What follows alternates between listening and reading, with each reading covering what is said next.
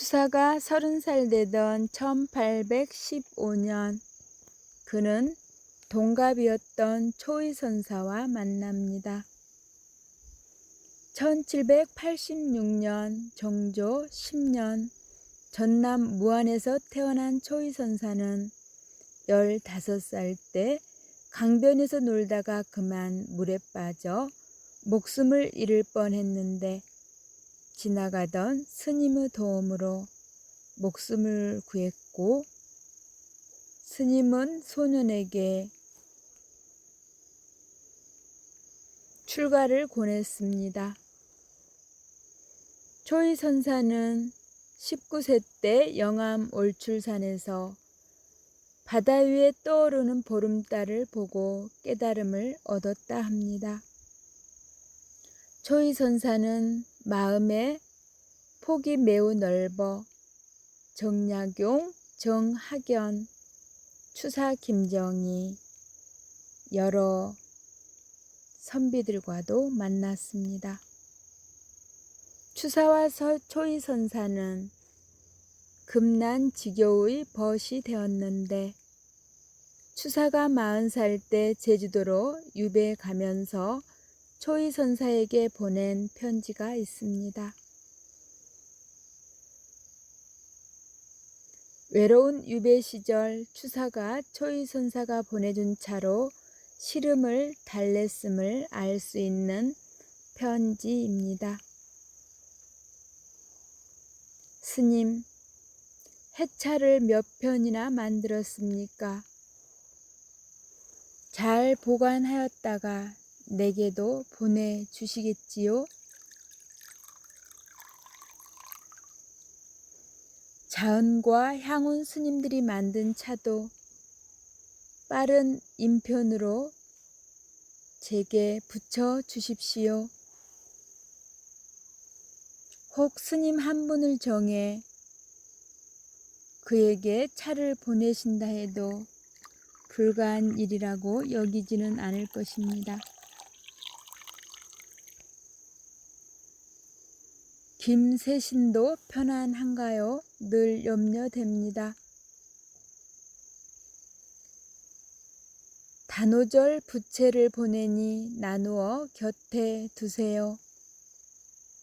갑자기 돌아오는 인편으로부터 편지와 차포를 받았습니다. 차 향기를 맡으니 곧 눈이 떠지는 것만 같습니다. 편지의 유무는 원래 생각지도 않았습니다. 얼마나 우스운 일입니까? 나는 차를 마시지 못해 병이 났습니다. 지금 다시 차를 보고 나았으니 우스운 일입니다.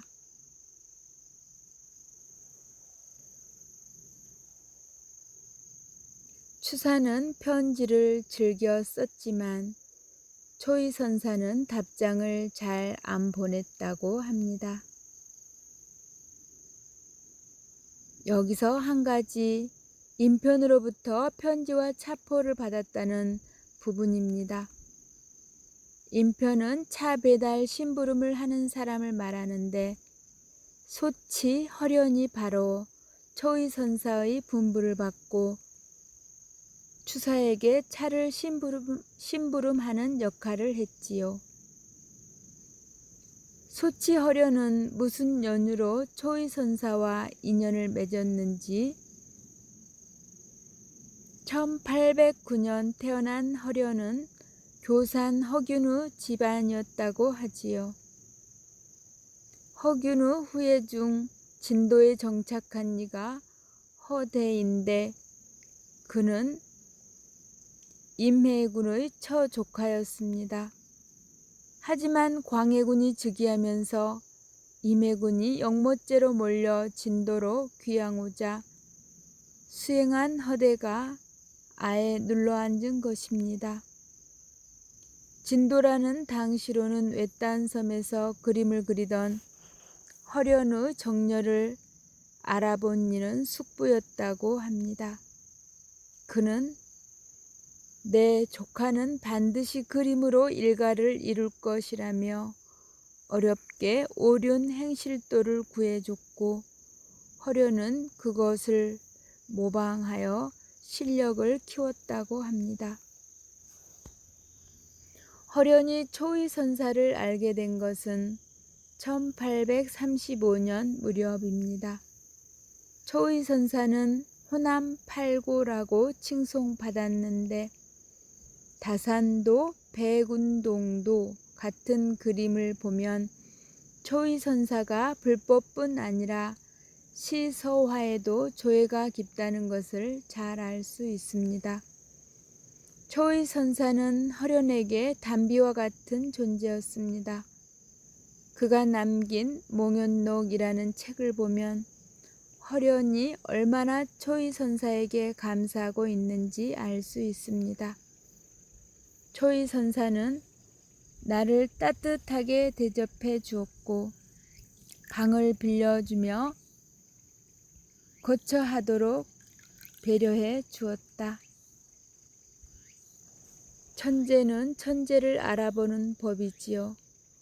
허련의 재주를 알아본 초의선사는 대흥사 한산전에 머물며 불화를 가르치는 한편 노구당의 해남 윤씨에게 부탁해 허련이 공제 윤두서 선생의 그림을 열람하도록 했습니다. 이 모든 게 허련을 위한 배려이지요.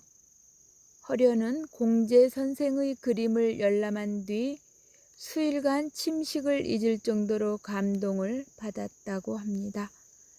초의선사가 이렇게 할 수 있었던 것은 어린 시절 다산 문화에서 해남 윤씨의 후손인 윤종민, 윤종영, 윤종심, 윤종삼 등과 동문수학했기 때문입니다. 몽연록은 아주 어릴 적에 초의선사를 만나지 않았다면 어떻게 멀리 돌아다닐 생각을 하였으며 지금까지 이처럼 홀로 담담하고 고요하게 살았겠는가. 선사와 수년을 왕래하다 보니 기질과 취미가 동일하여 노년에 이르기까지 변하지 않았다. 초의선사는 이제 허련을 추사에게 소개합니다. 1838년 8월 무렵 금강산 유람을 떠난 초의선사는 허련의 그림을 추사에게 전했고 이 소식을 들은 허련은 기뻐하였습니다. 수치는 당시 초의선사가 전하는 편지를 올리고 곧 추사선생에게 인사를 드렸다. 처음 만나는 자리였지만 옛날부터 서로 아는 것처럼 느꼈고 추사선생의 위대한 독화가 사람을 감싸는 듯 했다고 기억하고 있지요.